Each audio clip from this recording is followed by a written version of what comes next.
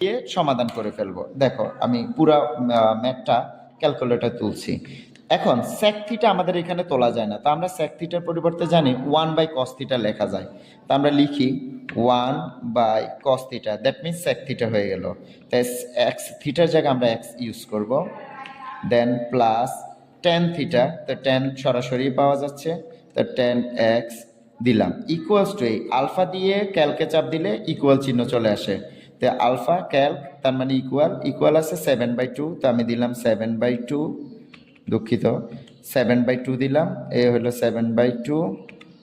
দেওয়ার পরে আবারও শিপ দিয়ে ক্যাল মানে সলভ করব, শিপ দিয়ে ক্যালকে দিলে সলভ, তো এখানে লেখা আছে সলভ ফর এক্স, আমরা বলবো ইয়েস।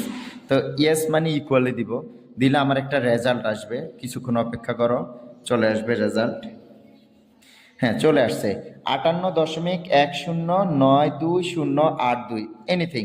তো আমরা করব কি, এসিতে ক্লিক করব, এসিতে ক্লিক করলে এই এক্স এর মানটা ক্যালকুলেটর সেভ থাকবে।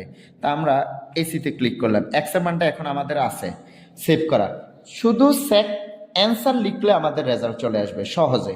তো আমি সেক তো বসানো যায় না, তো আমরা কস দিয়ে লিখবো 1/cos অ্যান্সার। তার মানে এটা আমি কি লিখছি, 1/cos অ্যান্সার লেখা মানে sec থিটা লেখা, 1/cos লেখা মানে sec থিটা লেখা। তো 1/cos থিটা অ্যান্সার ইকুয়াল দেওয়া মানে sec থিটার মান বের হয়ে যাওয়া, ইকুয়াল দিলাম, সাথে সাথে চলে আসছে 53/28 অর্থাৎ 53/28। তো that is the correct answer.